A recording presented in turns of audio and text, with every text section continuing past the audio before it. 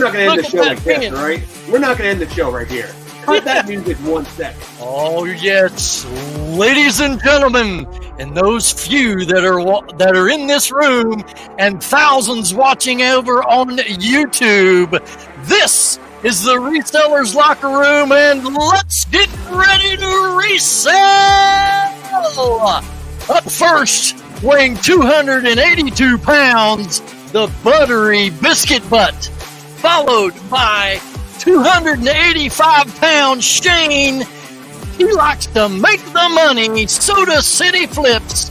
And the one and only cool shade wearing Alex, the Beard King Picker. And our visitor to the locker room, the wrestler professional, Top Gun reseller. Ladies and gentlemen, please welcome Rod from Picking and Punching. What's going on, fellas? You can unmute yourself. Woo! Rod. God. Oh wait, Scoundrel. Yeah, there you go. First question, Ben, why do you think I weigh 285 pounds? I was just going off of guesses. Yeah, especially, how does he weigh more than me? I don't know. I'm making a person. I was going to say 385, but I got on the scale today. It was 283. So dang, you were close. Are you really, dude? I'm 235. I've never met you face to face, but you don't look that big, Archie. I know, it's all muscle. It's all muscle. Oh, come on. We don't need to go on about our weight like a bunch of women. All right. I was waiting for you to throw out my weight. Well, then why did we'll never have another woman guest? Like, no weight, no from where I'm from. Like, come on, man. How much do you weigh, Rod? So when I wrestled, I was 245 pounds of solid man muscle. Okay. So, but I was like, that was my billing weight, but I walk around like 230. 230. And, all right. What, women muscle now? Yeah. Yeah. There you go. That's what I am, 230. Reseller muscle. This is the Resellers Locker Room, episode number 19. As we said in the intro, we do want to welcome Rod from Picking and Punching. You can definitely, and we highly recommend that you go check out his YouTube channel. So for those of you that are watching or listening, be sure to go over there and give Rod a sub. He would appreciate that very much. And 2 channels.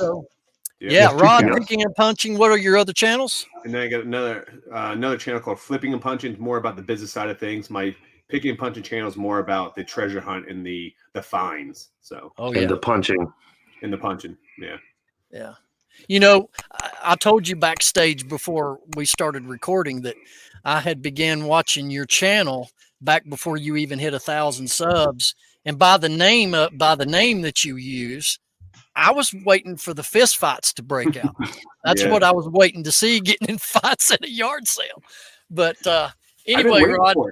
I've been waiting for it. It just hasn't happened yet. I will say there's been some heated moments at yard sales that have not been on camera. This is before I actually started my YouTube channel, but since I started my YouTube channel, I mean, I'm a bigger guy too. Other than that though, yeah, I try to be cool with people, but if it has to come down to it, I will throw down. I mean, not my first rodeo. So I got you. Well, let's jump right into it, and let's talk about a little bit about you and where you came from and what you did for a living and how you happened up on reselling. Let's just start with that. So I've actually resold my entire life. I'm actually a 3rd generation picker. I would say I have one of the most unique backstories than most people in the reselling community. But my grandparents started out with my grandparents. My grandparents would go to local yard sales, and they would set up at a local flea market. I would go there and sell like sports cards. And then my grandmother volunteered at her local church thrift store, so she would always get cool items because she was there when all the stuff was coming out. And then my dad, growing up, had a hauling and tree service business. So my dad was a hard worker. He worked at Just One Candy Factory, like Mike and Ike's and the Peeps and stuff like that. He worked middle shift. Yeah, but to support our family, because my mom took care of us, my dad during the day, he would cut down trees. And we're from Pennsylvania, so about an hour outside Philly. So we cut down trees in the wintertime, we'd plow snow, but all year round we would do like estate clearing out. I'll tell you one thing, if you guys ever can get in touch with a probate lawyer, And we used to have a couple deals with some probate lawyers when people would die. So many people die with not next to kin. And we would go in there and just clear out houses. And we would take half the stuff to the dump. Other stuff, my dad would take to like a local auction house and just sell it all off. So I grew up in the industry. I've always, been flipping stuff. My mom tells a story that when I was in like elementary school, she got a call from the principal's office that I was stopping at the local candy store buying penny cent candy and flipping it at school. So there you go. Yeah, I got in trouble, but yeah, it's been in my blood, man, my entire life. So that's awesome. That's awesome. Yeah. Now, when did you move to Florida? I moved to Florida in 2003. So I just needed a change. I grew up in a very small town, and I played college football, and I was going to stop playing college football, and I picked my school based on football. I grew up, my parents always gave me the best they could, but at the same point in time is we weren't rich or anything like that, working class. And I was only ever in like New Jersey, Pennsylvania, like New York. So I didn't really get to see a lot of the states. So I decided one day, I woke up, I was like, you know what, I'm going to transfer schools. And I just picked the University of South Florida, and I ended up transferring down here, and I've been here ever since. So. Okay. Now, nice. When did you embark into the wrestling career? So as a kid, I absolutely I had such a passion for pro wrestling. And it's one of those things where it was, there's no matter what, the world could be blowing up around me. And if I'm sitting there watching wrestling, get caught up in the storyline and the wrestlers, it just got my attention so well. And it was my way to escape from the world pretty much. And that's why I fell in love with it. I've always been a fan of wrestling. And then who's your favorite wrestler? Who's my favorite? I mean, so it changes over time. So I just can't pick one because especially after being in the industry for a while too, you appreciate people for different things a lot. But like growing up, I was a Hulk Hogan fan. I always like that guy. So I was a heel as a wrestler. So I was a big fan of Roddy Piper. If I can go back to like 80s, 90s, like Roddy Piper, Ravishing Rick Rude. I always liked Jake Roberts just because their promos are so good. I hated Ric Flair as a kid growing up, but I absolutely love Ric Flair now. His promos are just crazy. And then when you get to like the Attitude Era, I like The Rock and Stone Cold DX just because I like to push the envelope. That's my type of, my style. I like to push the envelope a little bit, sometimes too much, like to give people a hard time like that. But and then like nowadays, you have like MJF or Roman Reigns. I mean, I appreciate their work. I'm a huge fan of Jay Lethal. That's who I was trained by. He's signed with AEW. So, I got to wrestle him one-on-one, which is super cool. And then, it just changes over time. There's a lot of wrestlers I didn't like for a while, but when they get a new gimmick and something changes, I just appreciate them now more than anything else. So it's almost like, you watch a magic show, you see the magic show, you're, wow, this is awesome. But then when you pull back the curtain and you see how the magic is actually done, it takes away from the show a little bit, but then you appreciate the acts so much more because you get to see how it's done or what's happening behind the scenes. Yeah. That makes sense. Yeah. That's cool, man. Yeah. I've been following wrestling since WrestleMania 1. Oh, nice. And back in... He was 40 then. Yeah. Thanks, Alex. You're welcome. I'm here all night. Back in the 90s, I worked with WCW here on the local level. They would always come to Freedom Hall, which is in Johnson City, Tennessee, 30 miles up the road. He was a Malky brother. Remember the Malky brothers? Looks just like Ben.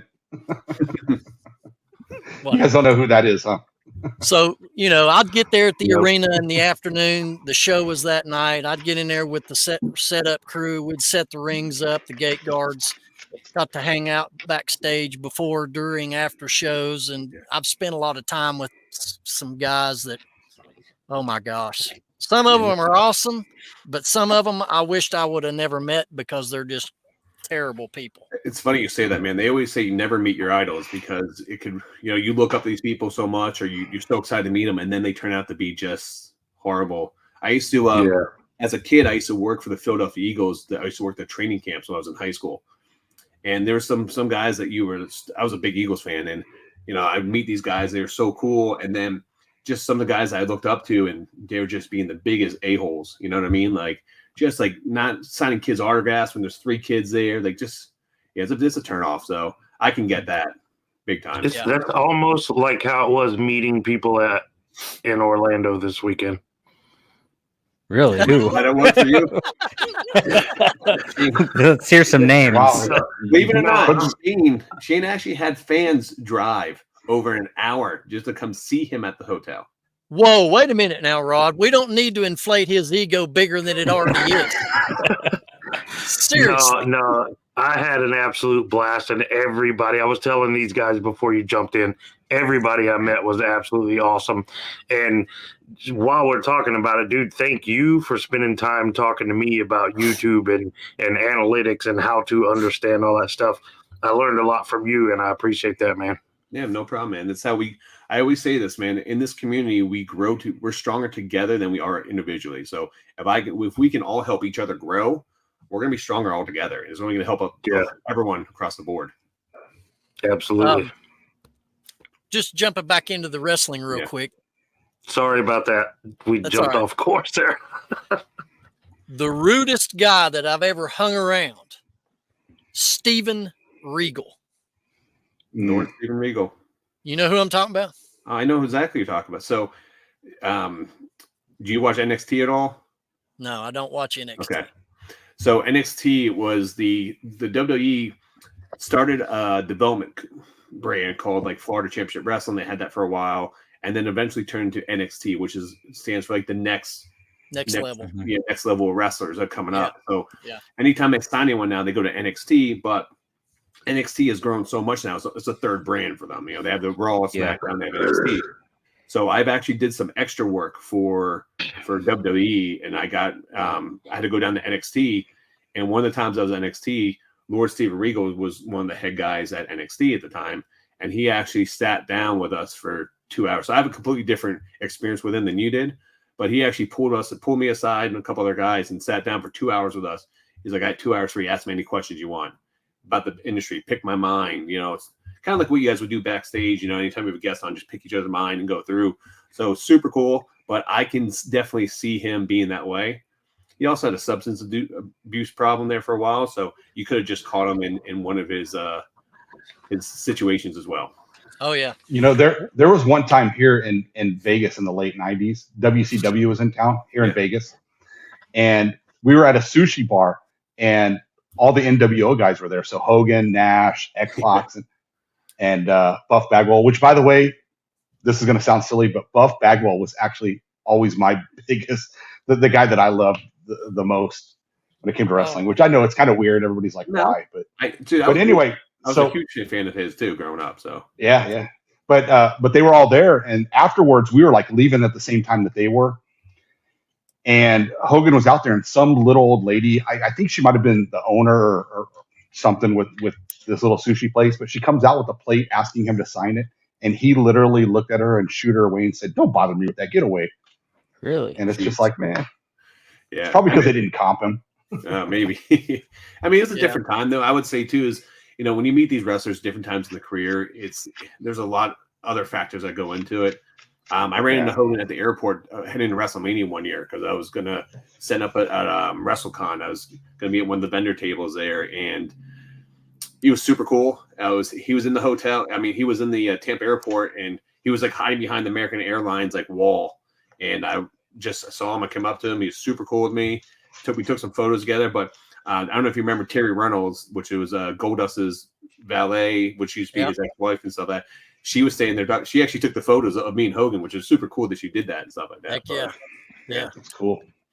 Yeah, who I spent quite a few times with when they were in town was the nicest that I've talked to a lot was Rey Mysterio. Yeah, super cool. Nice guy. Super nice guy. I trained with Dominic, his son, a couple times. Because so when his son was breaking in the wrestling industry, what Ray did was he actually found the best trainers in the country. He sent him to Canada to train up there with like Lance Storm and those guys up there, which is like an extension of like the Hart Foundation, kind of their way of training up there. And then he sent him to a couple other schools, but he actually sent him to Jay Lethal School in St. Pete. So I actually trained with Dominic a couple times. Nice. That's cool. So do you guys, since everybody here seems to be pretty big wrestling fans, maybe not Archie as much and me, but do you guys remember Magnum TA? Oh, absolutely. Oh, yeah. Terry Allen? Yep. He works for my company.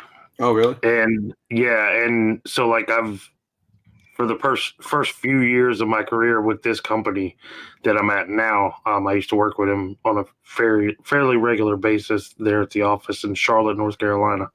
But yeah, I thought that was cool because I remembered seeing him when I was a kid, and I recognized him when I got hired on. Like my first day, I walked by his office and I was like, "What? Wait a minute, is that Magnum TA?"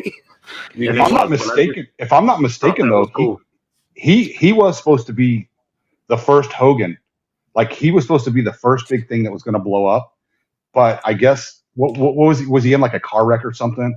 There was something that he blew out his back or something. Yeah, he was supposed to have a big. I mean, he was already starting to become a big time wrestler. I mean, Shane, if you go on eBay, you should pull up Pro Wrestling Illustrated Magnum TA, and you'll find a bunch of. He was on the front cover of that with like the Sports Illustrated of Pro Wrestling. Yeah, you just get some signed for him, man. So you would have it, which is super cool. But he was supposed to be. I would say next Hogan, but he was supposed to be he was big deal. He was supposed to be before Hogan because he was popular before Hogan became popular. Well, yeah, so he was a different company. He was NWA, so which would be right.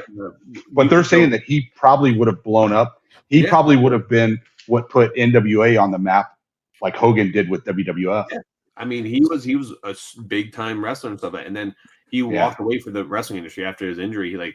You wouldn't see him at conventions. He had nothing to do behind the scenes, stuff like that. And like nowadays, he travels like now he does. Yeah, he has one of these like automatic scooter. It's not even. I don't even know what you call it, but he has this contraption that he rolls around on. You know, it's like a remote controlled little thing or whatever. But yeah, it just I don't know what it's called, so I make it sound ridiculous. But Ben, you have one. What's it called?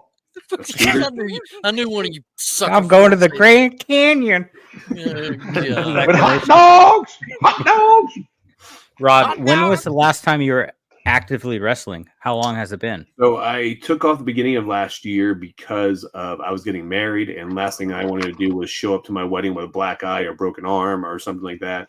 And then I decided just double down on YouTube last year. And dude, I would also tell you, my body was just breaking down, and it's just starting to break down. Like I would travel to Georgia or like Alabama and wrestle, and then get in my car and got to drive 4 hours or 6 hours home. And I would stop. I couldn't even walk, sometimes like getting out of the car and stuff. I felt like Ben on like Saturday morning, just barely getting out of bed, It's pretty hard time. So, but no, little does anybody know though that Rod actually still went to his wedding with a black eye, but it was just. I'm going to let you have that one. Yeah. There you go. But no, at the end of 2022 was the last time I actually actively wrestled there. So where you're at now with YouTube and reselling, would you trade all of what's going on now in your life for a WWE contract? No. Ooh, that's a good question. Yeah, that's a great question. So a couple of reasons. One is I will tell you the wrestling industry is a very toxic industry. And just like YouTube can be toxic and stuff like you guys see it, but it's nothing near like that because it's a dog-eat-dog world. But at least people in the reselling community have some type of business sense. I mean, a lot of people on the independents and a lot of wrestlers out there that don't have this is a business, and they just think that if they get in there and wrestle, they're going to be good. And there's a lot of egos and a lot of people think they're better than what they are, out there. But when you get to like the WWE level, then you're dealing with like the elite people in that group. So yes, it would be cool, but at the same point in time is, they're getting signed a contract, making $125,000, $150,000. And you can make that in the resale community, not leaving my house if I really wanted to, not beating up your body. Yeah, not beating up your body. You're traveling. I mean, now if I was younger, maybe, but at the same point in time is, I have a stepson at my house that's 14. I have a wife. I got, 5 pets.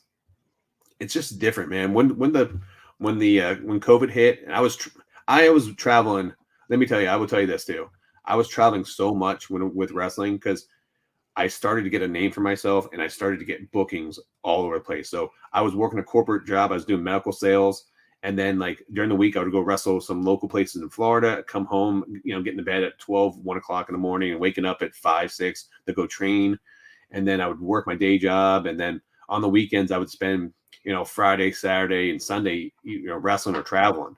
So it really put a strain on my family life, put a strain on everything else because I was burning the candle at both ends. And I was still reselling at the same time. So I was reselling, working a corporate job, and then also, doing this wrestling. But I had a passion for wrestling. I loved it. I would regret not actually doing it. And so I don't want to be one of those people that's on their deathbed one day and be like, man, I wish I would have did that, because I worked, one of my jobs I worked for a facility that did, people had COPD, and, if you talk to someone who has back injuries, I worked at a spinal institute there for 5 years as well. And you talk to people that have back injuries and you hear these people saying, I can't even pick up my grandson. And like, I wish I would have did this when I was younger. And, I don't want to have any regrets. So I'm not mad I did it. I did definitely beat up my body there for a while. Yeah. So, yeah. One more wrestling question, then we can move on. Because I'm a fan of all type of wrestling. I mean, I grew up on the WWE, but what is your thoughts on the underground scene as far as like backyard wrestling, the light bulbs and all that hardcore wrestling stuff? You think that's bad? kind of stuff. Yeah, you think that's bad for the industry, untrained people, and it's different strokes to different folks. So you have your purists that want like Jim Cornette, those guys are just strictly wrestling, storyline wrestling. But 80s wrestling is not the same as it once was. It changes. Just like if you go watch any movie now, if you watch a movie from like the 70s, 80s, it's like 30-40 minutes before the action happens. It's the build up to it. Now movies, they start off with action within the first 5-10 minutes because our attention span has changed. Yeah, the storylines aren't as in depth now in wrestling. And in wrestling back in the day, they used to have, pay-per-views that would happen every quarter. Now they're happening, every month. So, you have it's harder to build up a storyline over that period of time. But with, a lot of wrestlers got started wrestling in their backyard because they were fans. They were fans of wrestling. They wanted to wrestle. They wrestled in your parents' living room, beating up your brother, beating up your sister. That's why I wrestle. We've all done it. So do I think that there's a place for it in wrestling? I think to a point there is. I mean, when people are mutilating their bodies and stuff like that for wrestling in front of 50 people, and that's not worth it to me. Don't get me wrong. Like I've wrestled, I've gone through tables. I have gone through thumbtacks. I have, I've been hit with all kinds of different weapons. Have you had to nick yourself? Yeah. I have used a razor to, cut my head, for a wrestling match and stuff like that before. It's because I would say you do that if it's worth the story. When people are just doing just to do it, that's one thing. But if I'm feuding with someone and we're having 2, 3, 4 matches, and then the last match you have a big blow off, then it's okay. Then I can see then you're going for blood. You're getting the last thing in there. So I know people are gonna watch this like, what the hell is wrong with these guys? Well, I can tell you, man. I mean, not that I ever wrestled, but I was around it a lot, and it is a lot harder on your body than actually playing professional football. Oh, it's way harder. There's no option. But here's the thing: people think that. I mean, yes, wrestling is predetermined. Wrestling is, they say wrestling's fake. There's nothing fake about wrestling other than the predetermined match. Well, NFL is predetermined too. Yeah, look, people don't understand. Like, yeah. Go Chiefs, Alex. Alex, Chiefs. Chiefs. You mentioned backyard wrestling. Have you seen that dude on TikTok? And he's like, "This is for my juggalos and juggalettes." Whoop whoop, and then he jumps through the barbed wire on the table. Yeah, that's hilarious. That's ridiculous. That's how Mick Foley got. You see home footage of Mick Foley, he'd jump off the roof of his house on a bed mattress in his backyard. I follow super underground stuff where, like, he's talking about 50 people. There'll be like a bar in San Francisco with 20 people breaking bottles over the head, and that's all they do is this bar scene wrestling stuff, Yeah. You mentioned Mick Foley, and I'm not a big-time wrestler, fan or anything, but Mick Foley was probably my favorite. Even though I grew up watching wrestling in the 80s, I became aware of him much later on in life. And I just love the dude as his personality, no matter which character he was playing. Yeah. He was amazing every single time. You need to read his books, man. Yeah. They're good. This is a guy that started on the low on the card, and worked his way up to headliner. Now he's a legend. Yeah. Yep. So anyway, Alex, we need to change gears. Yeah. Oh, I got a question for all you guys. So one question for you guys. Growing up, you guys are all wrestling fans at one point in time. How many of you guys would wrestle in your living room or cut promos in front of your mirrors or all the time. I got VHS tapes of it, man. I ought to get clips from it. We had the bunk bed, so the top rope is the top of the bunk bed, off the top rope. And you know who I was? Heck yeah. Part of the 4 horsemen. You know what? That's who I was. I got you. The best thing that ever happened for me is me and my best friend. This was probably in like 8th grade. Me and my best friend were downstairs wrestling, and I guess we made too much noise. So my stepdad came down, and he ran down, and he was mad because he was trying to watch TV, and he grounded us both, even my friend. And then my mom divorced him 10 days later. The best thing that ever happened, and it was all because of wrestling. Oh, because of wrestling. Well, you guys. Sorry, Mom. I told the story, Mom, because she's a big fan. You guys should cut a wrestling promo on me. I would like to see you guys cut your promos. I know you guys all have done it before. Oh, look, they're all like, oh no. Well, we got to do it right now. Actually, Rod, that's what that's how I really started watching you. Was you put out that promo when you were doing I'd Flip That's game show? Yeah, with Dave. I mean, I knew who you were and I saw your stuff, but that's where I really what put you on the map with me was that. And dude, that was phenomenal. Oh my! I mean, I don't think any of us could ever do as good as you. So I went on this. I flipped that game show and I cut a wrestling promo on ADH Dave, and ripped his shirt and this cut a promo. But dude, I know you guys should cut a promo on me, man. I wrestle as a Scoundrel, Raw Grinds, man. Cut a promo. Go around, dude. How about tell us about the beer that was named after you? Yeah, so I went to when I was in high school. I went to high school with these guys that opened up their own brewery, and they randomly one day like, "Hey, man," he's like, "Can you send us a picture of you? We got a surprise for you." And they literally came out with a Scoundrel Raw Grimes beer called the Scoundrel. It was a key lime. Yeah, so I literally have this beer, and then there's a promo of me crushing, like my bare hands crushing limes, and then like I was on the can, and they dropped it in 2000 or 2001, I think, at that point in time, and then they dropped it again last year. So there's you have the mask on that? Yeah, I got my wrestling mask on, and I'm just crushing cans. Yeah, I don't have one. That's awesome, man. Oh, yeah, I'd love to. You got one around we can see? Yeah, I can. I'll go grab one before the end of the show. Remind me at the end, so you can. Are you related to Grimes Fine? No. Different spelling or? Different. Okay. No. Grimes is actually, believe it or not, Rod Grimes is actually my stage name. It's not actually my full real name. So okay. When I was becoming a wrestler, I was like, Rod's my real name. But my Grimes isn't my actually legal last name. That's actually my stage name. And Rod Baleo. What's up? Yeah, just like kind of like that. But I was picking a name. I was like, I'm a bad guy. I come out wrestling. I get a custom mask made, which is it looks like I was like found a mask maker that made a professional mask. It's like a leather mask, and I want something like Slipknot where they have like the barbed wire and stuff. But then I also want a Hannibal Lecter with like the mask here.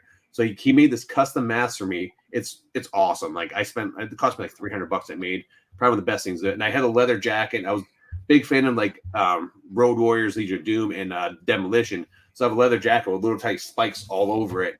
Sweet. And then not those big ones, but the little spiky ones. And did you have the little ball? Did you have the ball that went in your mouth too? No. Shane has the custom one made for that. That's a gag ball, man. He was in the lobby with it, trying to say, "Hey guys, you guys want to go talk reselling?" Yeah, and my wrestling name is under my name here, Donko Puncharelli. Donko Puncharelli. All right. Well, you know something, brother? We're going to move on to reselling. Oh, I thought he was going to cut a promo. I was like, oh, I'm waiting for this. I think Biscuit Butt would cut the worst promo, and I think Rocky Top would cut the best promo. And you two would be a flip between you two over there. I don't know. So, well, here's what we're going to do. Is this a challenge? What we're going to do, Rod. This is what we're going to do. I think I'm going to fly to Vegas next month. I'm going to spend a couple of days with Archie. Oh. And we're going to cut a video, and me and him are going to go wrestle right there in his living room. Oh, come on, man. I have like 100 pounds on you, so I'm gonna kill you. I wrestled in high school too, so I would destroy you. Rey Mysterio was also the world champion too, and look how little he was. I'll put you in the Kaja Hajime. There you go. Hey, okay. And a crossover toe hold. Gotcha. All right, man. Let's get into reselling. My apologies, ladies and gentlemen. If you're not a fan of wrestling, you could speed past that segment and start picking up at 29.5 5-1. Wow, that was a long time. They're already there. Wait, they would have already heard it all. Weird. Yeah. Okay. Rod, first of all, congratulations on the marriage. Thank you, man. That's great, man. And does she participate with you in your reselling business, or are you still just the one show gun here? So majority of the time I'm a one-man show. I do all my editing for my YouTube, both my YouTube channels. I do filming, editing myself. I do pretty much all the sourcing, yard sales. She will go out occasionally with me to yard sales. She'll go thrifting with me when I do go thrifting. She likes the buying aspect of it. Sure. And she, I mean, in the past, she's helped to take photos and she's done some listings and stuff for me. But she works as an RN and she works some rough days. So she works 12-hour shifts, which are actually 14 to 15-hour days for her. So pretty much her downtime is going to be us pretty much hanging out. And I pretty much do everything myself. That's how it is with my wife. I do want to say this for those watching. Anyone in the medical service, like RNs, ambulance drivers, paramedics, they need a lot more credit than what people give them for the time and dedication that they put into serving the communities. So if you're a reseller, you're watching this, or you're just a fan of the show, we just want to say a special thank you that if you're fire, police, paramedics, whatever, veterans, you guys have put in ultimate sacrifices and a lot of hard work ethic, and we appreciate you. Your co-host, Rod. Nurse co-host. We lost Shane. Shane had a nice run, guys. Now there he is. He's out. He's out. Finally still got a lot better. It's like the Royal Rumble. Cat will take him? The Royal Rumble. Oh yeah, there you go. Threw him over. Royal Rumble. He's over the rope. Who's next? His camera probably died. Now, Rod, you haven't really talked about how you transitioned into reselling while you were out actually going to some of these matches and traveling. Yeah. So I've resold my entire life. So I've always been reselling. I started reselling on eBay in 1999. I was in high school at the time reselling. I was a big collector, so I really got into reselling because I'm a collector. So I collected action figures, video games, took cards, and I realized that I can't do anything.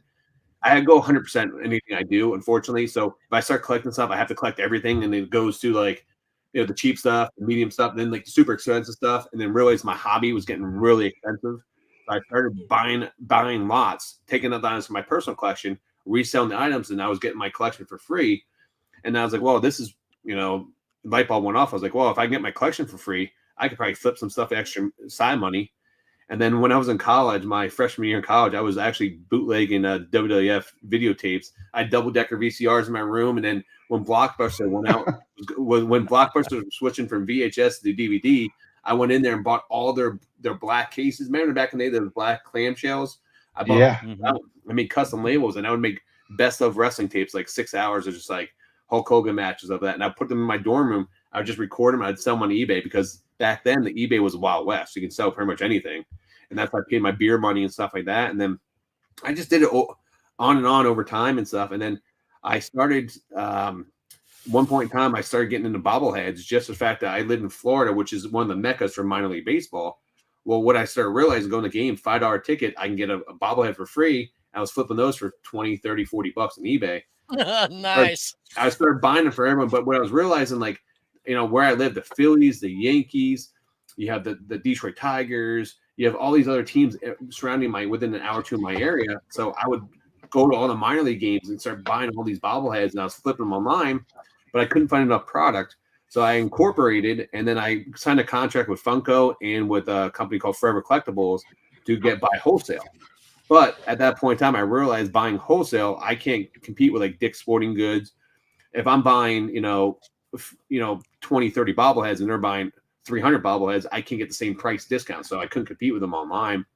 So what I did was I actually contacted Forever Collectibles. I asked them if they would make custom bobbleheads for me. So I did custom, but I would use their licensing because I tried to buy the licensing for like NBA and like stuff like that. And it was like 6 figures. I don't have that type of money laying around. So I would use their licensing that they had. I would have to order 144 bobbleheads, and I would make custom designs, and they would get approved by like Major League Baseball. They had to get approved by the NBA and stuff like that. So I made like a 3-foot bobblehead for the Philadelphia Eagles, the mascot. I made a special bobblehead for the Miami Heat when Chris Bosh and Dwayne Wade and LeBron James in there when they won like back-to-back championships. I made that. I made a whole bunch of different bobbleheads and stuff like that. But the cool thing is the Mike and Mike remember Mike and Mike on ESPN? Yeah. They bought the Yeah. bobblehead from me. I sent it to them, and they actually had it at one point in time on the front of their desk, my custom-made bobblehead on there. It was like, because they had the whole bobblehead full of desks. But and then over time, it just, that market got flooded. I started out, there was like 25,000 items on eBay. Now there's over 100,000 bobbleheads. So I moved on from there. And then I just, just started here and there, but I've always resold, but I didn't take it. I got more serious in it probably when I started wrestling again, because the whole purpose of me starting my YouTube channel was about a wrestler that travels to shows. So I would travel 4 hours, 8 hours, 10 hours to go to these shows sometimes. But I would leave hours early and go picking along the way. So it's about a wrestler that punched and picked his way across America. Welcome to Picking and Punching. So that's kind of how my channel got started there. But unfortunately, if you watch the beginning of my channel with when I started doing this for wrestling, and that is, that was right before the pandemic hit. Pandemic hit and canceled all my shows. So I would have a lot of cool content because, excuse me, I was traveling like Alabama, like I mentioned, Louisiana, New Orleans, Georgia. I was doing that on a monthly basis. So I would just find a lot of cool like antique shops and find like random yard sales along the way. And it was a lot of fun, man. I would make 2-3 times more money doing that than wrestling, because you don't make that much money being an independent wrestler. It's like working for the New York Yankees minor league, team. You're just scraping by, for those shows. But that's pretty much it. And then I just doubled down on that at that time. Unfortunately, I wish it didn't happen. I wish it didn't cancel all my wrestling stuff, because, like I was mentioning earlier, I was starting to get a momentum going, and I was supposed to be part of WrestleMania as an extra at WrestleMania. When they came to Tampa, but they canceled that WrestleMania and they had to do it in an empty arena. So that and I think that was the WrestleMania that Bad Bunny was at. So I probably would have been a member of Bad Bunny's group at one point in time too, but like wearing like an outfit or something behind the scenes. But stuff happens. You were talking about collecting. Yeah. Are you a current collector? Yeah, man. If you can see kind of behind me, like stacks, that's video games back there. I'm a big NES. Can't see like behind me, like I got you. Bookshelf. You see like in the corner back here, I have all those action figures. So I think that I believe some viewers, this will relate. Yeah. To this next part. I'm a collector, but I collect diecast. Like 164 Hot Wheels, Matchbox, M2, Johnny Lightning, Green Light. I mean, the last random count that I did, I've got over 30,000 cars. Do you find it hard as a collector of something, whether it's video games, diecast, whatever, and being a reseller? So when you're out in the field and you find some primo stuff, do you find yourself in a dilemma? Oh, I would really like to keep this in my collection, but I could really make some killer money on it. Yes. So here's the question, Rod. How do you find the balance between collecting and reselling what you find? You get to the point sometimes where you just have too much crap. That's one. All right. You just and then I realized you can't collect everything. And now I'm at the point where, as I get older, I'm like, okay, what has sentimental value to me? Like the Ghostbusters stuff behind me up there, and there's like Ninja Turtles and there's WWF Hasbro figures. That's part of my childhood. That's actually my Ghostbuster house from my actual childhood. It's complete. So awesome. I have that. So that's super cool to me. That won't never be for sale. But as a girl, do I need to have 2,000 video games behind me? No, I don't need 2,000 video games. Am I going to play all those video games? No. So sometimes you just start collecting to collect, because for me, it's more about the treasure hunt than the actual treasure. I don't want. Yeah. I can walk in there, and I look at these as trophies. Okay, I show off my trophy collection. I'm like, it doesn't bring me as much joy as finding the trophy than displaying the trophy. I like the process of getting there more than the actual item of actually getting it. So to answer your question, it gets to the point, what makes you happy? Yes, is it the actual treasure hunt, or is it actually the actual item? Now, the item is something that you can't live without, or something that brings a smile on your face, and keep it. But I now get to the point where I'm like, all right, there's certain figures in here, like these are awesome. I love these, but now I just collected the other ones because they were part of the set, but they don't have the same meaning to me as other ones. So I think you just have to take a step back sometimes, look at your collection, say, okay, do I really need this in there? Or the other option I do is I list, if I get something that I really want, I put it on display and I list it super high. Because then I was like, okay, it's up for sale. If no one buys it, I'm cool keeping it. But then if someone buys it, then it sells. And I've done that a couple times where I sold things for like super high dollar value, and I had no idea, man. Like I was like, well, I didn't expect that, but I'm happy to see it go for $800 or or something like that. Sure. Yeah. Sure. Alex mentioned earlier, if you had a chance to get a WWF contract versus reselling, you said that you would do reselling. Yeah. Well, the thrill that you used to get when you would go into the ring and just hear the cheer of the crowd and everything. Now going into the find at a garage sale, wouldn't you say that is like, there's more excitement in that, or do you think it's the same?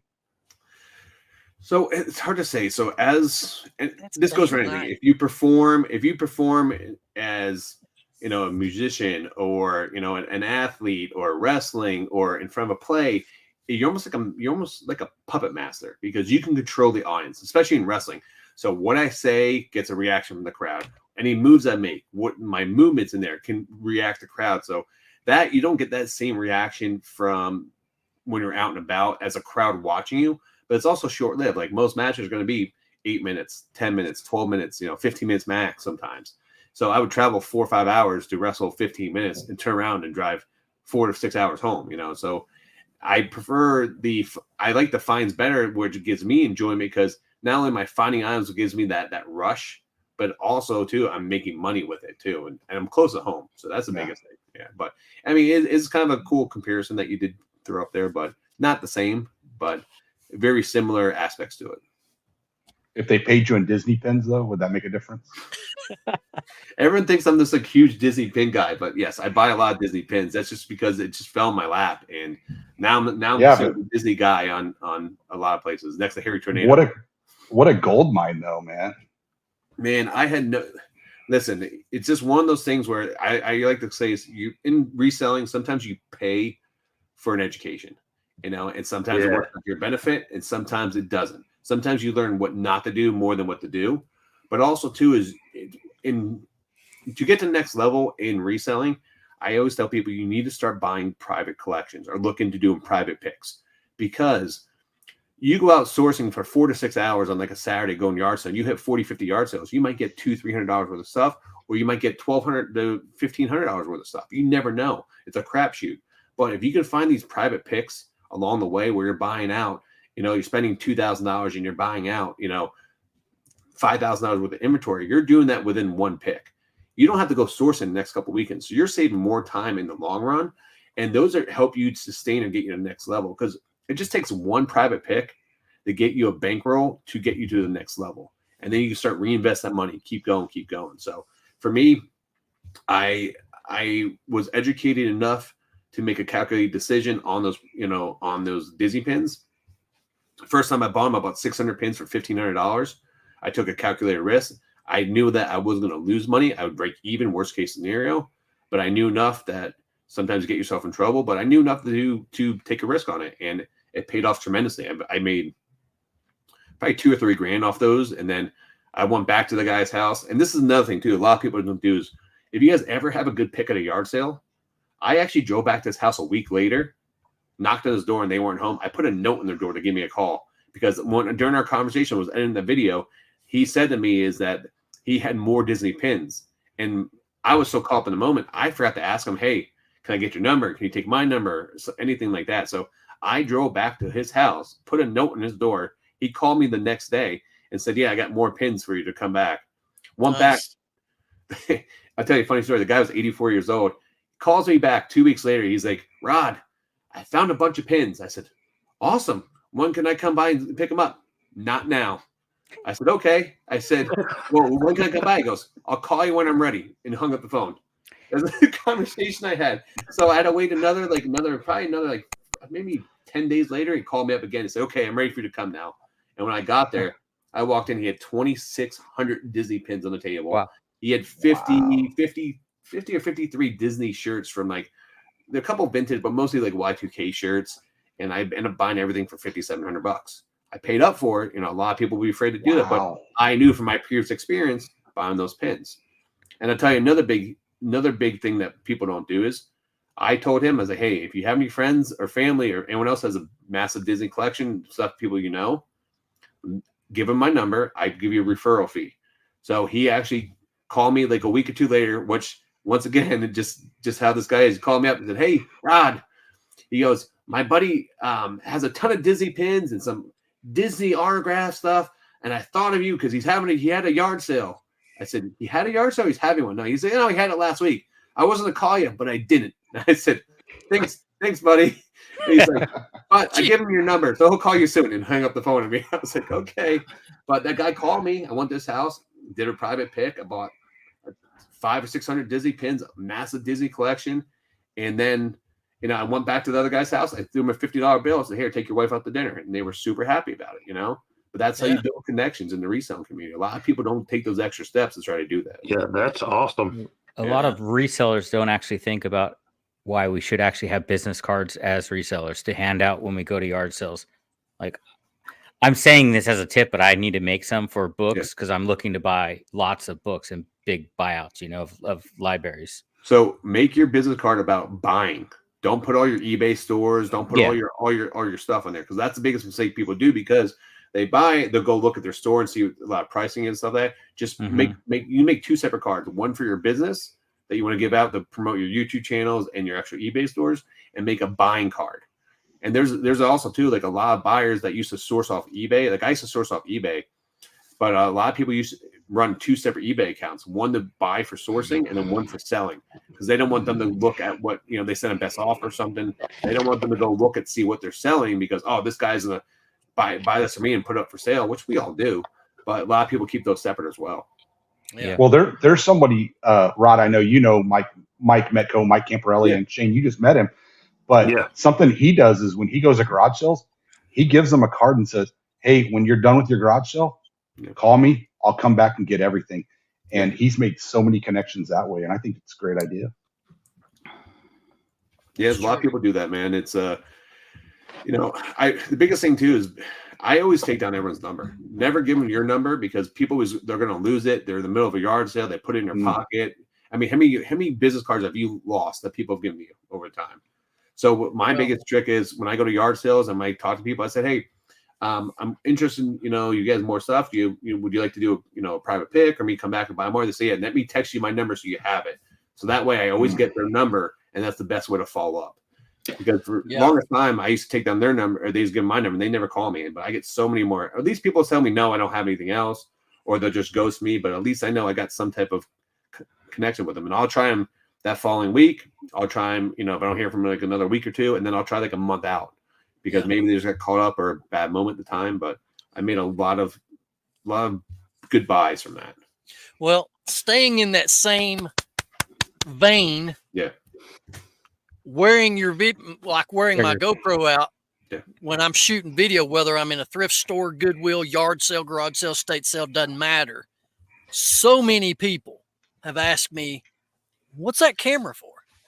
Yeah. And I just flip the card out on them. I just tell them, I say, look, I'm videoing all the finds. I make a living reselling. If you have stuff of your own that you would like to get rid of, here's my card. Give me a call. That's how I build my network, because it never fails. Everywhere I go with my GoPro, somebody is asking me what I'm doing. Also, that opens the door. The biggest mistake is resellers don't tell people what they do. I know. Like, if I was a brand new reseller right now, I would go on Facebook and say, hey, I'm starting a reselling business. If you guys have anything around your house that you guys want to get rid of now or later, or if you know anyone, please let me know. Simple as that. Even if you guys went and did that now, people may not contact you right today or tomorrow, but there's times I tell people what I do, and I hear back from 3-4 months later when they're moving. Hey, I thought of you. I'm moving. You know, I got all this stuff. But people make the biggest mistake. Tell people what you do. You know, you should be proud of your business. One of my favorite buys that I had last year was because somebody thought I need to call Shane. Yeah. And it was like you with the Disney pins. This was Hard Rock Cafe pins. I have made a killing off of that purchase because somebody thought, Shane resells. He may be interested in this. Yeah, I've gotten like 4 free things this week just because people know I'm a reseller. Yeah, it's so important to your survival and to your business because everyone knows someone who's moving every year. People know people are, as we get older, we know more people that are passing away, family members, and they don't know what to do with stuff. And the sad thing is, a lot of kids don't want their parents' stuff. They don't want their parents' collection or their Hummels or their plates they've been collecting over time or their die-cast cars or stuff like that. So they're going to go to the state. You're going to show someone else. I buy a lot of collections when people pass away. Yeah. That's another conversation that I get a lot with like friends and family. They'll call me up and they'll be like, "Hey, I've got all these Beanie Babies or whatever." It's like, all right, yeah, let's have the conversation. Yeah, no, sorry. And they don't want to believe you. It's like, just look it up. And they're like, I did. And they're selling for $24,000. Yeah. So Rod, do you promote my eBay listings? Yes. Absolutely. What do you generally, everybody does it differently. What do you generally promote at? Between 2 and 3%. I probably stay there because I'm pricing my stuff at market value or a little bit below. Right. So I think that depends what category you're in. I mean, I know a lot of people price their stuff. Like when I'm on with Kat prices all of her stuff super high, but she runs nothing but sales in her store. And then she's promoting at, eBay recommended plus 3%, that's her business model. But here's the thing is this is the people don't understand, Shane, is that you make your money on the buy, not the sell. So when people always tell me, oh, how can you promote at 5 or 6% because they're buying too high? So like I can literally go to my store, promote stuff at 10, 15, 20% if I really wanted to. I don't want to give the extra fees away because I'm buying so low. I'm buying 10 cents on the dollar because I'm doing private picks. I'm going to yard sales. I'm sourcing areas that I can buy low, and then I have a better chance to promote things or sell things at a more competitive price in the market. But because I price myself competitively, I'm doing a 2%. Or if I have like one-off items that no one else has, I'm probably not going to promote it. Because I deal with a lot of high-end like collectibles, such as like graded cards and video games and comic books. A lot of those stuff, I'm the only one on eBay who has them for sale. So I'm not going to really promote those high. I might promote 1 or 2% because I'm the one who has it. Right. Yeah. Right. Well, as a content creator yourself and as a reseller, there's a lot of reselling content on YouTube these days. I mean, it seems like everybody that gets in the reselling business, they feel the need to start a reselling channel. Talk about your experiences and how you balance your time in managing your YouTube accounts and your reselling. Now, obviously they work hand in hand, but there's a lot of time that goes into videos and editing and making sure your social media is up to date and creating shorts. How do you find the balance? Because I'm sure there's people that want to know the answer to that. So it's a loaded question because I have 2 channels. I ultimately are trying to put out 4 videos a week. Now I started out just doing 1 video a week because in the very beginning I was, editing very slowly, doing that. And then I was able to get to the point where I do 2 videos a week on my pick and punch channel. And now my flip and punch channel, I've been trying to do at least 2 videos a week. Now, last week I probably did 1 video and I just had a lot going on. But with shorts, one thing I need to do is get more time to do shorts. So I've actually hired someone to help me. I hired my mother-in-law to help me do some listings on clothing, something I hated listing. So I give her the clothing. She does the measurements. She creates a couple of drafts for me. So that's helping me free up some time. She's only done maybe like 40, 50 listings for me so far. But that adds up over time, So if I'm trying to do 10 listings a day, well, if she gets me 20 or 30 in my draft bank, well, now those days that I can just quick list those, I can literally focus on doing that. So I would say and I am monetized. I do make money on my pick and punch channel. My flip and punch channel will be monetized probably about a week or 2. But I make 90% of my money from reselling, and I will tell you this, that I lose money even to this day putting out content on my pick and punch channel. I lose money doing this because the reason I say this is if I go out filming for 2 or 3 hours, I come home, I have to edit for 2 or 3 hours, getting it up there, making sure things are correct, creating a thumbnail, those are times. If say it took me 4 hours to create a 20-minute video, I could be listing thousands of dollars worth of stuff within those 4 hours. So that's why I say I lose money. But it gives me a creative outlook that I don't have from wrestling. I like to be creative. I like the freedom. I like to entertain. That's in my blood. So this gives me the freedom to do that still. But you got to have a balance, man. I'm trying to find a balance to do shorts. I would just say is as you get better, when you put out your content, if you make it 1% better than your last video, you're going to be in the right way. Also, too, is have an understanding of what you do. Right? People don't make schedules. People just think they can create a video based off their YouTube channel. Like, hey, I want garage sale. I'm just going to create a video on that. No, every video has to have some type of story you're telling.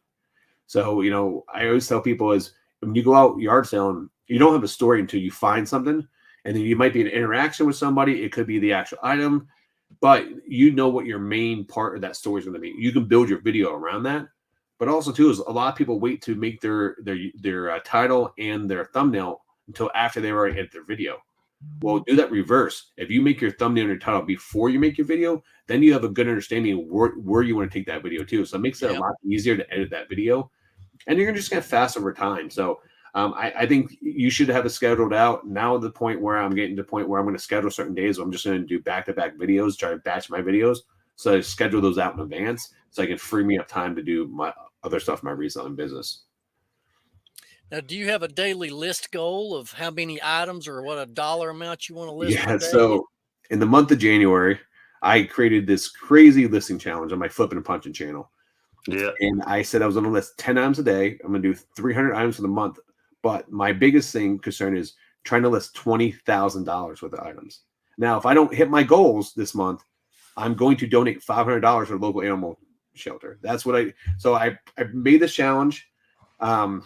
I was like, okay, well, I'm going to have some type of punishment, but I want to be a reward punishment for if I can't do it, someone's getting rewarded because of that.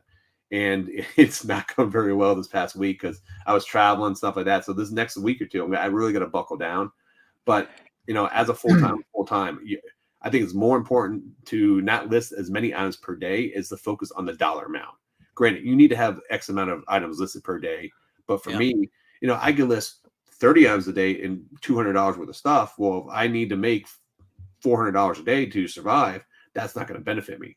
So for me, I focus more on the dollar amount, and then I need to get listings in there so I don't become a hoarder and do that. So right now I'm trying to list normally I would try to list about $500 per day and at least 10 items or more.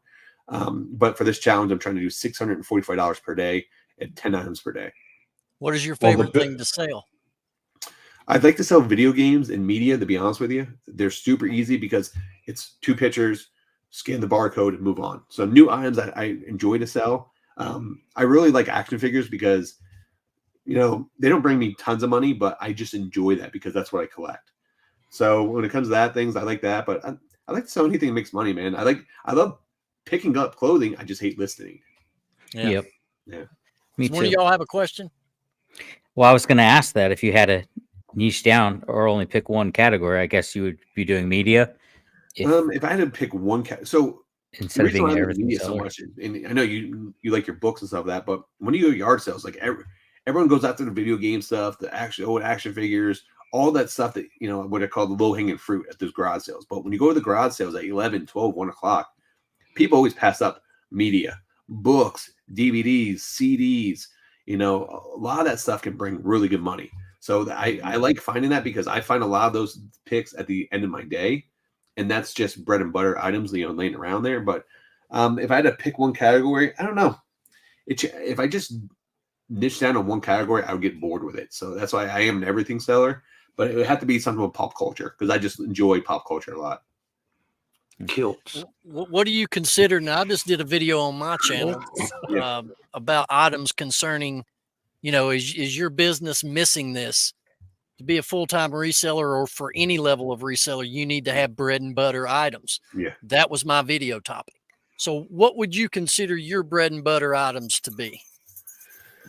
Bread and butter items. So for me, it's stuff that I can get on a consistent basis that they're easy to source, easy to do. So for right now, for me, it's coming up I'm doubling down on clothing right now. So I've had like 10 totes of clothing just sitting in my storage warehouse, and I need to just get those listed. But for me, media is one of them, bread and butter, because you can always find those anytime I go.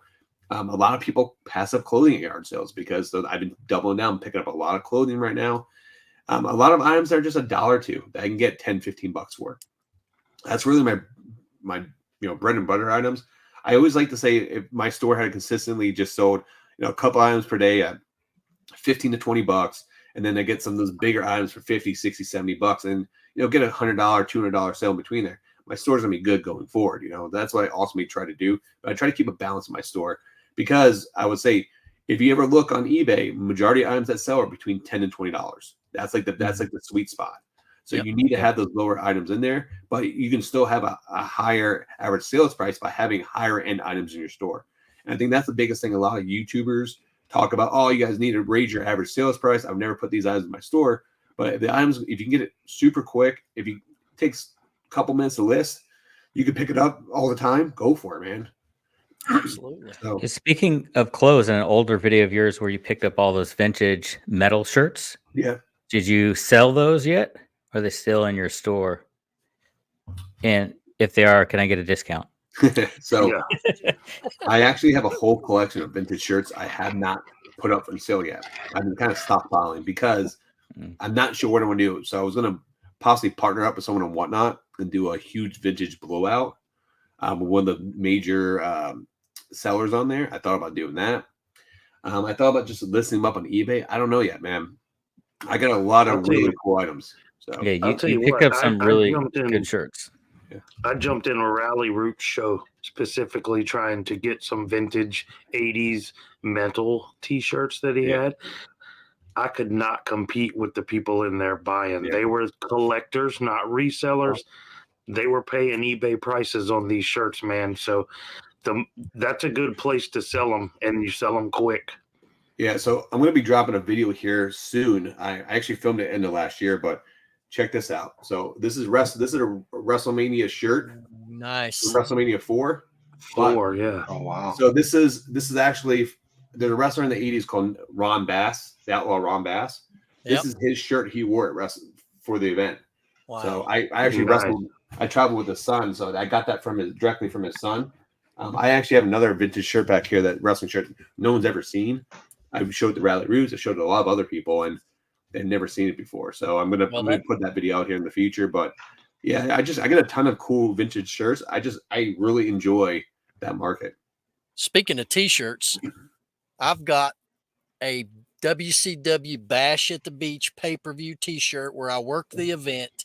Over 30 signatures I obtained personally, and a lot of them, I mean, quite a few of them, Chris Benoit, all these guys. Not Chris Benoit, but, you got Ric Flair, and you got the NWO faction, and Eddie Guerrero, Conan, all those guys, several of them that are now dead. Yeah. And I've actually got that for sale in my eBay store. Nice. And man. I think I've got like $750 on it. Now, I've been told, because viewers on my channel always message me when they find that, Ben, you need to send that off, get it graded, and I'm like, I don't know, man. That's an irreplaceable item, and that makes me nervous sending that off somewhere. I don't know where it's going. What happens if I don't get it back? A little tip for you: you can actually find a local sports card show in your area, and JSA will come in there, and they actually do authentication on spot. So you can actually bring your item to the show, get authenticated at the show, and get it back the same day. Nice. So, but here's the thing: with 30 autographs, you don't want to pay for all 30 autographs. So what you want to do is pick out, like, if you have Flair or someone big on there, say, hey, I got these, because they're going to charge you per autograph to get it authenticated. Yeah. And there's some guys in there that, and especially being on a T-shirt, those autographs some of those are probably a little shaky or not, because it's hard to sign a T-shirt. That's just across the board, it's hard to sign. But what I would do is go to a sports card show, find GSA, get it authenticated. They'll give you a certificate, but pick maybe if you have Hogan or Flair, the bigger names on there, and just pay for those autographs. So you can put that with it and then put it up for sale. And I've got 2 metal chairs that are also signed by different groups of wrestlers. Yeah. And I thought, man, I'd sell these, but I don't want to ship them. Or you could give them to me. I'll drive and pick them up. Yeah, I don't want to ship them things. They're truly metal chairs, and they're signed with Sharpies, and I'm like, I'll trade you my last Logan Paul for the shirt. Shoot, man. But you know what? This is kind of not well. I guess it has to do with reselling. And I was thinking about this today. You hear the term death pile. We've all referred to our death piles on our channels, and everybody else does. I'd like to know the origins of where that came from, because when you say death pile, you know, in reselling, you have to maintain a positive attitude. If you don't, this business will bury you, because obviously you're having to deal with returns. You're dealing with difficult buyers asking questions. You get ticked off. So there's a lot. You got to maintain a positive attitude. So I'm thinking death pile has a negative connotation to it. But why don't you just refer to it as backstock? It sounds way cooler than backstock or future listings or any death pile. Just sounds cool. Nothing about death sounds cool to me, my friend. Nope, sorry. You're just not that metal fan. Yeah, exactly. You're just not that I'm no skip knot hard rocker like you guys are. I ain't buying into that stuff. Skip knot. I just slip call knot, it my whatever they call them. I call it my museum. So when I went to List Perfectly, they did an event in Arizona. It brought me as a speaker there. One of the other speakers called it a money mountain. You know, your money mountain, or that's I like that. Yeah, I like that too. Yeah, nice. All right, guys. What other questions do you have for Sir Rod here? Do you like dogs? I love dogs, man. Archie's in. Well, speaking of dogs, Rod, at the end of the month, Biscuit Butts Kennel Foundation will accept donations. Just so you know. Well, but you know, I actually have tons of rescues in my house. So I actually have 5 pets, 3 dogs, 2 cats, and 4 rescues. So we rescue turtles in my house. I got turtles living inside and outside. Are they named after the Ninja Turtles? And are your dogs named after wrestlers? They're not. They already had names before I got them. So yeah, same with the turtles. I had 5 black cats, and they're all named after metal bands, black metal bands. No, that's cool. Nice. Well, I have a question. Go ahead, Archie. So, where do you see the Pickin' and Punchin' brand in like the next 2 years? Because I think with reselling, we have to think long term. 2 years might even be too long, because technology is always shifting, and even selling platforms. So, let's just put 2 years on it. Where do you see your brand? So you always have to keep evolving. So I'm always thinking ahead what my next step here is, because if I just put out yard sale content, it's going to get stale. And just like any TV show, you know, you're going to start losing viewers after, you know, you might love season 1, 2, and 3, but when you get to season 5, 6, and 7, you know, that's where your viewership falls off. Shows get canceled. So Jump for me, the shark. Yeah. So for me, I'm really trying to think ahead what I want to do. I plan on moving to storage unit buys. That's one thing I plan to do in the future. I plan on doing more auction buys. I go to auction houses and do buys, because there's not a lot of content with that, which I've done a couple on my channel here in the past. I'm also going to do more traveling, so some traveling sales. But I mean, it's always going to keep evolving. One point in time, I plan on buying more mystery boxes. I originally started my YouTube channel buying comic book mystery boxes, open those up. But it's going to evolve over time. It's hard to just put it on there, but I think I'm going to start doing some challenges on there. Just keep it fresh. You know, the biggest thing is you have to keep it fresh, and you have to keep people entertained and keep coming back. And I mean, there's thousands of channels out there now for reselling, but you have to make your channel unique. You have to be yourself. So that's the biggest thing. Yeah, I like that. When you first started watching YouTube, Rod, who was some of the first reseller YouTube channels you started watching? So I started watching Cincinnati Pickers, one of them. See here, Craigslist Hunter I watched occasionally. You know, Lonnie from Shed Flips. You know, I watched Kevin a little bit in the beginning. I kind of didn't like Kevin at first, but then he grew on me over time. So, and then, you know, that's kind of I watched, and then I started watching Rally Roots a lot. I like that because I was trying to get into, you know, finding out more about clothing. So that was my introduction to clothing right there. So I learned a lot. I mean, still to this day, I watch a ton of reselling content and a lot of resellers out there. I prefer the flipper channels now over the picking channels, because I'm very knowledgeable when it comes to picking, but I like to have that as background noise when people talk about the business side, talking about that. So I actually prefer flipper channels over picking channels right now. Yeah, me too. Me too. Okay. What other questions you got, guys? We've hit a lot of stuff, hadn't we? Yeah, I disagree with the flipper. That's all I pretty much watch. And even editing, I hate editing yard selling videos. It takes a lot more time to piece that together than like a what sold or, type of video. I think there's more structure to when you're doing a picking video, because you want to sprinkle in like the very beginning, like you have to get that hook right in the beginning. What can you hook them on? Then you need to have a good sale. The first sale needs to be something good so they don't start watching. And then you can put in a couple other fillers. And then they always have like maybe 3/4 of your video, you had that big find or something like that. But there is a structure to it. And it is a little difficult. And it can be difficult, especially when you hit those. Like the worst part I would say about YouTube is when I hit like the slow season for yard sales. And I'm just like really just pulling teeth to just get good finds out there, and you're putting out these videos and you're like, this is not what I normally pick up during like my peak season. And then, so you just got to find a way to make it work. But that's why it's good to evolve and find other Have things. you ever gotten a situation where you're out filming and you just buy something for content?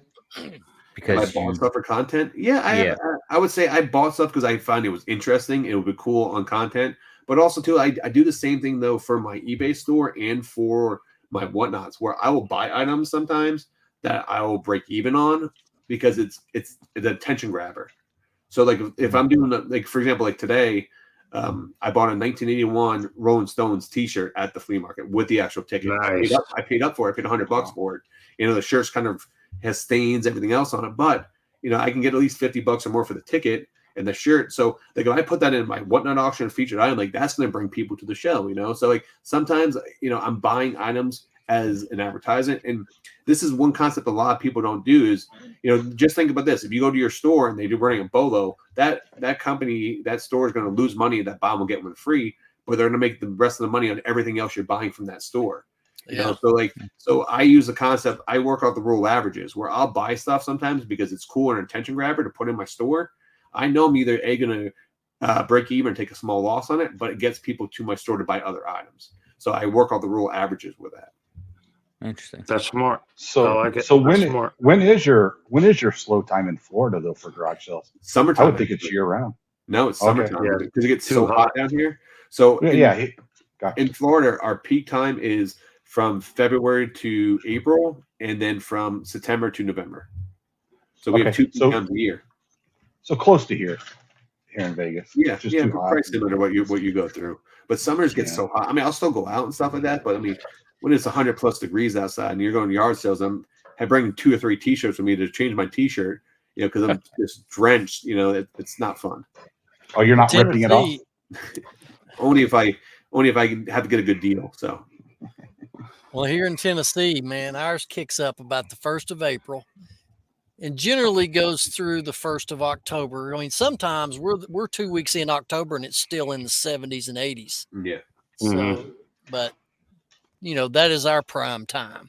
Yeah. And then of course, right now we're in our off season and we're at the mercy of Goodwill, thrift stores, estate sales, and that kind of thing. Florida's weird because they do, a lot of the communities do twice a year. They do community sales, where I know a lot of other places they just do it like once a year, but it's always in those peak times, man. So I make an absolute killing during those times, and I get tons of content too. Well, let me tell you this. Let me tell you this real quick, Rod. You may want to consider the first week in August coming up here to Middle Tennessee and joining us at the Highway 127 sale. So that sucker is awesome. Yeah, I was just talking about today. I was planning on going last year, to the 127. It just didn't work out. So I plan on doing some highway sales, making Peaches to Peaches the Beaches, which is the Georgia to Florida one. I went up to the 100-mile sale last year up in with Kevin. I stayed with Commonwealth Picker. I went up there and we did that sale. And I mean, I definitely want to do 127. I know there's gonna be a lot of pickers there and stuff like that, but it'd just be fun, good for content. And we had the Two Old Guys Reselling podcast meet up there, and we had about 50 or maybe a little close to 60 of us there this last year. And with Highway 127, what's crazy, dude, is it's the world's longest yard sale. It goes into so many states. And out in these big old open fields in the town of Crossville, the further you get out, you get these big open fields. They've got circus size tents full. I mean, full. And the sale generally starts on Friday, Saturday, Sunday. I went and rolled into town on Monday morning, and there were vendors already set up and selling. Yeah. So I picked from Monday all the way till Sunday morning, when the sun came up to the sun went down, straight through that whole week. And I did not even get 20 miles outside of town. Wow. That's how much stuff is there. Yeah. Yeah. I always find the best yard sales I find when I go to 100-mile sales isn't on the actual like highway sale. It's off the community, off the beaten path, where you find the best deals. Yeah. Where's your favorite place to source? Because you seem to do a little bit of everything. Yeah. Yard sales and the state sales. Yard sales give me the best return on my investment. So yard sales are going to be my favorite thing. And also, too, I get a lot of my contacts for private picks through yard sales. Thrift stores in my area are really high priced, unfortunately.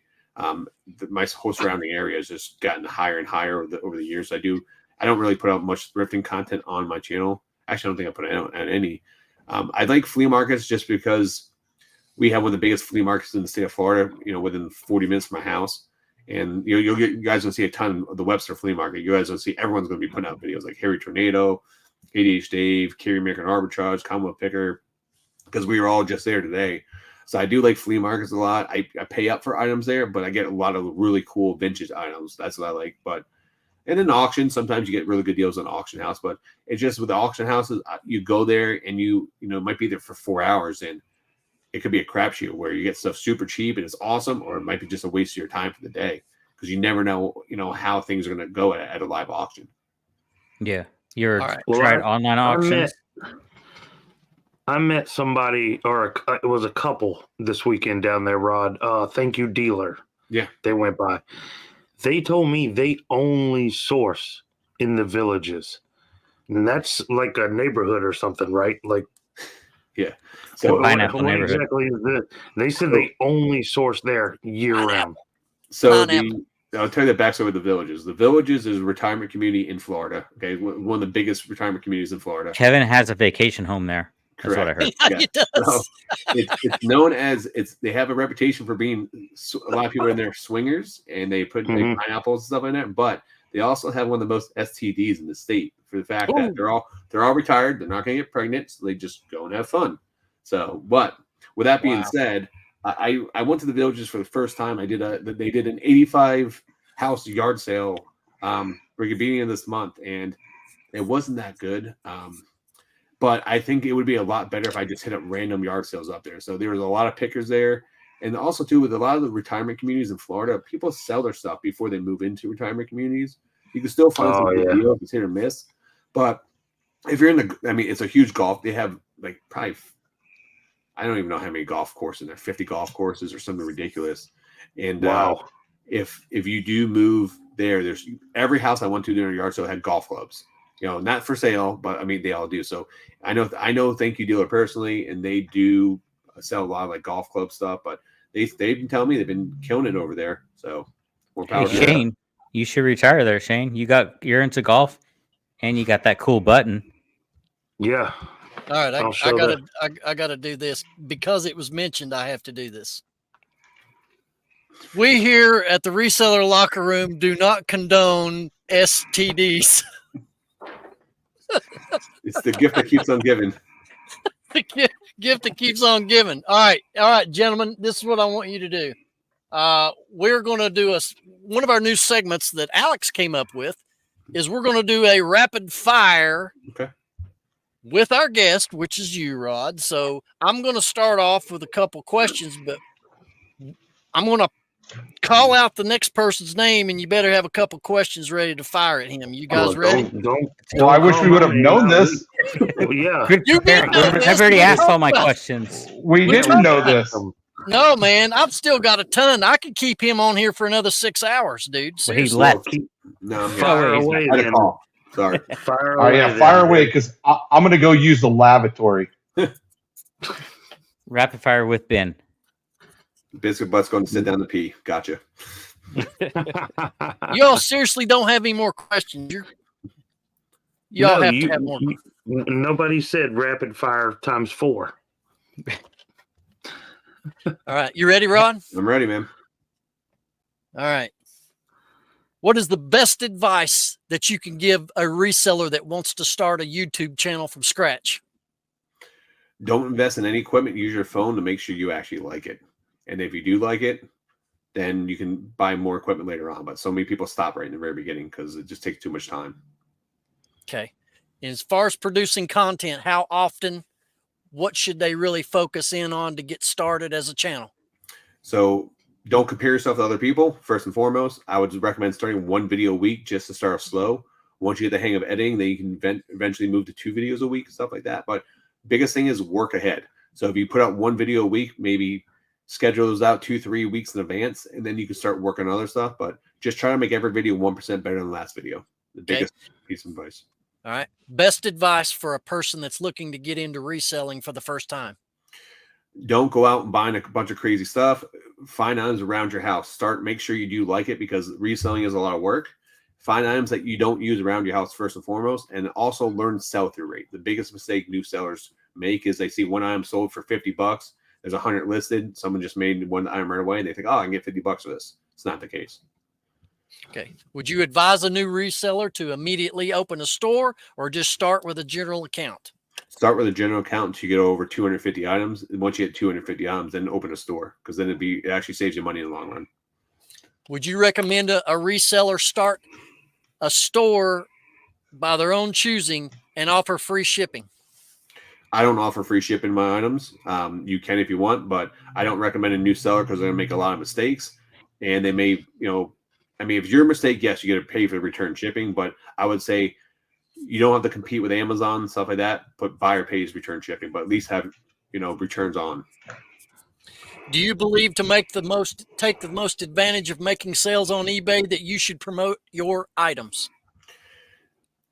If you're promoting it one way or another, you're posting to social media, you're posting it by paying to promote on eBay. Anything you do to promote, get more eyes on your item is going to be beneficial to your business. Same thing if you had a brick and mortar store. You're not going to not advertise your items or advertise your store. So eBay is no different. Do you believe or not believe in the draft bank method in scheduling your listings? To a point, I don't believe in having a digital death pile. But I do see the benefit to having maybe 10 or 20 items in there, maybe 1 to 2 days in advance for days that you are going to be down, or but that's beneficial for me having someone create those for me right now. But I'm listing. If I put an item up, I'd rather put 20 items up one day than 2 the next day, because I want those items up so they get more eyes on them. It doesn't make me any good having sitting there for a week before I list it. When you make a sale and you get a buyer's note attached to the sale, do you do your best to honor the buyer's requests, or do you just ignore it? The customer's always right, so I try to do my best to do that, unless it's something ridiculous. So, like putting a plush in a box. Yeah. I learned very early, though, the customer is not always right, but the customer is the customer. Oh, absolutely. And it's also not supposed to burn when you pee, Archie. This is true. That's true. Yeah, but the customer is working. If the customer is the one paying you, yeah, they're always right. If they're the one paying you, they should be. Okay. Rapid fire. Go. Whatnot or Dibbed It? Whatnot. Cool Kevin or Real Kevin? That's a tough one. Oh, Both of them are bums, so no comment. Carrie or Dave? Rod. Are you kidding me, I'm gonna go with Cool Kevin because he's here. All right. Yes. I still love you, Kevin. Believe it or not, even though you've not spoken to me at all. All right. Go, Archie. That's it. Yeah. Rapid fire wrestling questions. LA Knight, yay or nay? Yeah. I'll give it to him. Logan Paul. Yes, absolutely. Best high flyer ever. High flyer, Rey Mysterio Jr. Who? Rey Mysterio. Rey Mysterio. Okay. Best wrestling group of all time. NWO. Yep. Who's gonna win the Royal Rumble? That's a tough one. I want to say Cody again, man. Hopefully this time, huh? Yeah, maybe. And the most underrated wrestler. Most underrated wrestler? Man, so many. Probably Broad picking and punching. Man. Yeah, that's it. Yeah, I was I was an average wrestler. I was great at cutting promos. I was great at psychology, but I was an average wrestler. Yeah, I can't think of anyone off the top of my head at the moment, man. All right. Do you cross list? Yes.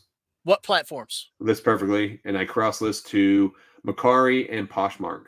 How are your sales on those other platforms? Poshmark is in the dumps, but Macari, I do good on Macari.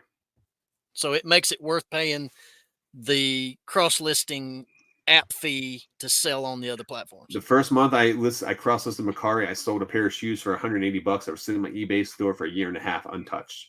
So yes, just for that made it worth it. From a time standpoint of dividing, your time obviously has to be divided amongst many things. Yeah.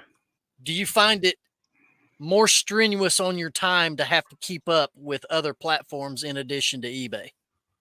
No, because I have all the platforms on my phone. And so one thing I learned about cross-listing is a lot of people cross-list right away. If they listed the cross-list at eBay, Macari, and Posh, I wait a week and then cross-list to Macari and Posh. And I do it in batches. The reason for that is a lot of times I list something on eBay and it sells within the first day or two or a couple of days. Then I don't have to worry about going and delisting it. So I give it about a week and then I cross-list those items. But when I'm listing every day, it doesn't matter. I just keep going through the line and doing it. So are you on DidBit? What's up? Are you on DidBit or whatever they call it? Yeah, I'm on there. I did a live selling on there. I haven't listed a lot of items on there. I prefer the live selling aspect because I do sell live and whatnot as well. Okay. I thought List Perfectly now had delist. They do have delist on there. I'm not using the delister. I don't have the advanced one. I have the one below that. I'm going to get it. I just haven't got it yet. But I mean, at this point, I'm not selling it. I mean, I'm selling a bunch of stuff cross-listing, but I'm not selling a ton where, I need to have the delister at this point in time because I have everything hooked up to my phone. So if something sells on eBay, I literally just go on Macari app and Poshmark app and remove it if I'm out and about, if I'm traveling. So it's not that big of a deal. And usually sometimes if I sell something on eBay, it's usually the same person that's buying them on Macari or Poshmark, because they're looking for multiple items of the same one or, so it is what it is. But one last rapid fire. Yeah. Pinfall or submission? Pinfall. Or over the top ring rope? Over the top ring rope. Well, you don't get disqualified. Back in the day, WCW would disqualify in the 80s and 90s for going over the top rope. They don't do it anymore. So I prefer the pinfall. I think the pinfall is a big move to a pin, and you get those false finishes where people kicking out at 2.5 the last second, and so. Remember when they used to have the time limits? Yeah. This fall, 10-minute time limit. Yeah. Well, they do it for TV time, and that's part of the reason why I do that. And then they used to have a TV title. They put a 15-minute time limit on it, and then that's why you would have those matches where the guy would hit a big move, and it goes 1, 2, and the bell would ring on the 2.5. Because the time ran out, so the guy would still get to keep the title, even though he's going to lose the match. Right. So it's a good way for them to add a storyline to it, I do want to throw this in, Rod, because I don't know if you've been aware of it. One of my favorite things to sell in my store is I've got a script from WCW Monday Night Nitro, and it was in October, and the whole thing is written towards promoting Halloween Havoc. Anyway, picked that up when I was part of local crew. Yeah. I make photocopies of that thing and sell copy after copy for $9.95 a piece. I gotta see that. I gotta go check out your store to check that out. Hey, Ben, I don't know if you know this, but that's my favorite thing to sell too on eBay. Well, yeah. Since you sent me a copy. Yeah. Rod, I was going to send you one for free, but you have to sign a contract that you won't resell. There we go. It's the same as Real Kevin selling the blueprints to his listing table or shipping table. His shipping. Oh my gosh, dude! You really have to buy blueprints to build that thing? I mean, seriously. Yeah. You see how there's a similarity between the two? I see it. They take lots of naps. Yeah. Rod, tell all of our viewers, listeners, your channels, where they can find you at. Yeah, so you guys can find me. I have 2 YouTube channels, Picking and Punching. If you guys like treasure hunting, modern day treasure hunting on that one, and then I have a second channel called Flipping and Punching, which is more the business side of the business. I talk about what I'm selling, kind of different strategies on what I'm doing with my business, and more of a kind of a vlog of every day what we're doing there. You can find me on social media, TikTok, Facebook, Instagram under Picking and Punching. I'm also under Whatnot, Picking and Punching. I'm doing an all-free show.